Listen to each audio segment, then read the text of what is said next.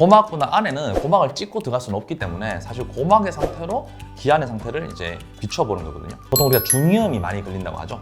여기에 염증이 있거나 문제가 생기면은 고막이 팽창되어 있거나 안에 농이 차 있기 때문에 색깔이 달라져 있거나, 우리가 소리를 듣기 위해서는 중이안이 좀 깨끗해야 되겠죠. 공기가 깨끗해야 되는데 이 공기를 깨끗하게 하기 위해서 바깥으로 연결된 관이 필요합니다. 그것이 바로 유스타키오 관입니다. 코와 입 뒷부분에 인두란 부분이 있어요. 그 사이를 연결하는 3.5cm 정도의 관인데요. 간혹 우리가 뭐 산을 탄다거나 비행기를 타면은 올라간다거나 내려가는 것에 따라서 기안이 먹먹해질 때가 있죠. 그것은 이제 압력이 변화가 되기 때문에 그렇습니다.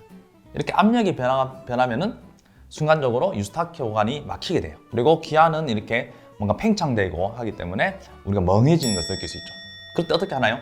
침을 꾹꾹 삼킨다거나 코를 막고 공기를 확 이렇게 하면은 뭔가 뻥 뚫리는 느낌이 듭니다. 유스타키오 관이 다시 열리게 되거든요. 그러면은 공기가 다시 안으로 들어가서 외부의 압력과 기안의 압력이 동일하게 됩니다. 이렇게 공기가 코 안으로, 중이 안으로 이렇게 들어오게 되는데요. 간혹 나쁜 그런 바이러스나 세균도 함께 들어올 수 있겠죠. 이 코 안에 생기는 염증은 주로 중위에 생기기 때문에 중이염을 많이 들어보셨을 겁니다. 인두라는 곳에서 이제 세균이나 바이러스가 이 중위 쪽으로 올라가는데요. 코와 유아에서 이 중이염이 더 많이 생기는데요. 그 이유는 유아의 유스타키오 관이 더 짧습니다. 그리고 이 관이 조금 더 수평으로 되어 있기 때문에 감염 물질들이 이동하기가 더 좋습니다. 반면에 어른이 되면은 유스타키오 관이 더 길어지고 또 각이 이렇게 더 비스듬해지기 때문에 감염에부터 조금 더 자유로울 수 있습니다. 중위 안에 있는 것이 이제 바로 뇌입니다. 뇌에는 청각기능과 평형감각을 담당하는 구조물들이 있습니다. 이 평형감각을 유지하기 위해서 반고리관 안에는 이석, 돌이라는 게 있습니다. 이 돌과 그다음에 림프라는 액체가 함께 움직이고 있기 때문에 우리가 이렇게 몸을 움직이면은 돌이 이렇게 돌면서 내 몸이 어떻게 움직이는지를 감지를 합니다. 간혹 이 돌이 제대로 움직이지 않고 한 부분에 막혀 있으면 우리가 어지러움을 느낄 수가 있죠. 이렇게 기안의 구조물이 이렇게 복잡하게 생겼죠. 그래서 이 구조물을 귀미로라고 합니다. 사실 이 용어는 조금 잘못 해석된 내용입니다.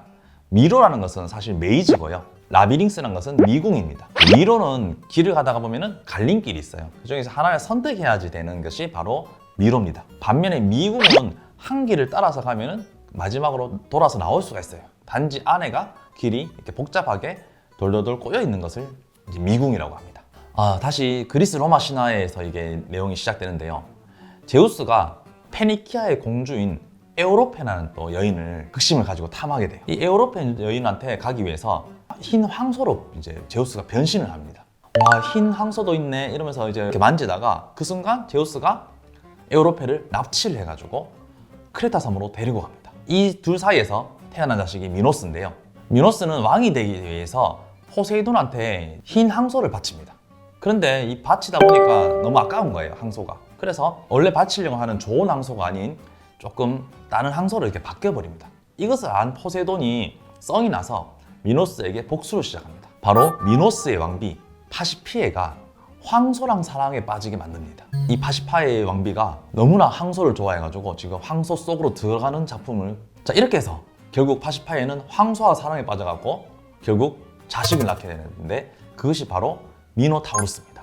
이렇게 이제 왕이 자식을 낳았는데 얼굴은 황소의 모양을 하고 있는 괴물인 거예요. 그래서 아들을 숨깁니다. 그 숨기는 곳이 바로 이 라비닝스라는 미궁 속에 숨기게 되는데요. 이 황소가 안에 갇혀 있다 보니까 배가 고프니까 인간을 먹고 싶어 합니다. 그래서 미노스 왕은 자기 나라 국민을 바칠 수 없어서 이웃에 있는 아테네의 젊은이들을 이제 제물로 바치게 됩니다. 아테네에서는 이대로 미노타우루스를 둘 수 없겠죠. 그래서 영웅인 테세우스가 미노스로 왔습니다. 그래서 이제 이 미노타우루스를 죽이기 위해서 미궁에 들어가야 되는데 미궁에 들어가면 왠지 못 빠져나올 것 같은 거예요. 고민을 하였는데 미노스의 이제 공주인 아리아드네가 테세우스를 보니까 너무 잘생긴 거예요. 그래서 얘를 도와줘야겠다 싶어서 실타래를 줍니다. 이 실타래를 풀면서 들어가서 다시 감으면서 나오면 되지 않겠냐라고 합니다. 우리 영웅 테세우스는 당연히 황소와 같은 힘을 발휘하는 미노타우루스를 제압을 하고 아리아드네한테 받은 실타래를 다시 감으면서 무사히 미궁을 빠져나올 수가 있었습니다. 이렇게 아리아드네의 도움을 받아서 자기를 좋아해주는 아리아드네를 데리고 미노스를 떠납니다. 그런데 저 타고 같이 나오다 보니까 마음에 안 드는 거예요. 그래서 돌아오는 배에서 잠시 조섬에서 쉬어가자라고 하면서 낙소스 섬에서 잠시 아리아드네가 잠든 사이에 테세우스는 떠나버립니다. 지금까지 기의 기능에 대해서 알아보았는데요. 기는 이렇게 양쪽에 두 개가 있습니다. 뭐 입은 하나잖아요. 그래서 이걸 보고 말을 많이 하기보다는 양쪽 귀를 통해서 잘 듣자, 뭐 남의 말을 경청하자라는 의미가 되겠는데요. 그렇다고 너무 말을 잘 들어서 아리아드네처럼 쉽게 속지 말길 바랍니다.